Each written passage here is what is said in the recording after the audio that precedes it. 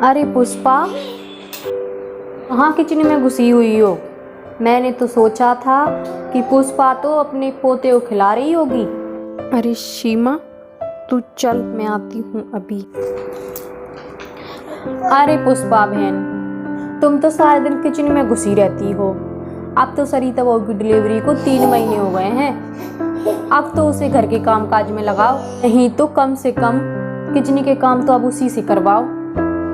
अरे सीमा, सरिता वो बच्ची रात को ठीक से सोने नहीं देती और फिर दिन में भी बच्ची का इतना सारा काम हो जाता है और फिर शरीर को भी तो आराम चाहिए।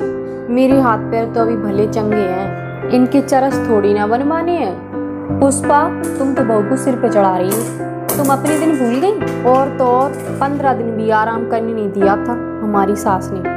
और फिर सरिता बहू भी तो नॉर्मल डिलीवरी हुई है, और कितना आराम करवाओगी?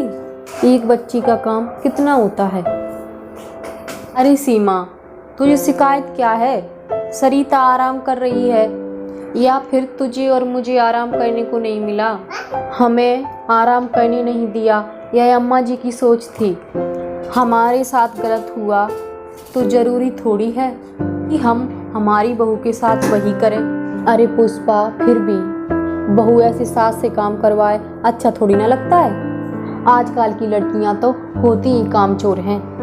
इसे भी शर्म नहीं है जो सास से सेवा करवा रही है। अब इस घर का तो भगवान ही मालिक है। अरे सीमा, तुम कैसी बातें कर रही हो? सरिता जब से इस घर में आई है हम सबकी सेवा कर रही है और आगे भी करेगी। कभी भी मुझे किसी भी शिकायत का मौका नहीं दिया। ज्यादातर सभी बहुएं ससुराल वालों की जिंदगी भर सेवा करती हैं। हमें तो केवल उन डिलीवरी के दौरान ही तो उनका ध्यान रखना होता है। बहुएं तो बेचारी अपने शरीर को कष्ट देकर हमें दादी बनने का सुख देती हैं, और तो और उनके शरीर के अंश को भी उनका नाम तक नहीं दिया जाता।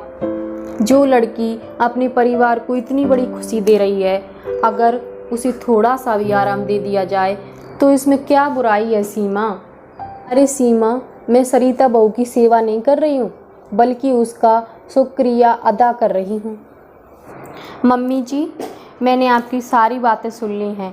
मुझे पता नहीं था कि आपकी सोच मेरे प्रति इतनी अच्छी है। आप सच में मेरी माँ हो, क्योंकि इतनी अच्छी सोच बस एक माँ की ही हो सकती है। मुझे सास के रूप में इतनी अच्छी माँ मिली, और मुझे इस घर से क्या चाहिए?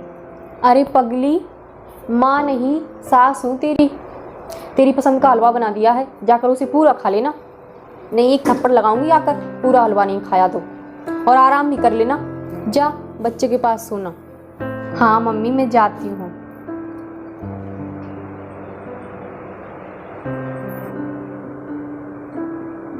मुझे माफ़ कर दे पुष्पा, मुझे पता ही नहीं था कि एक सास बहू का प्यार इतना गहरा भी होता है।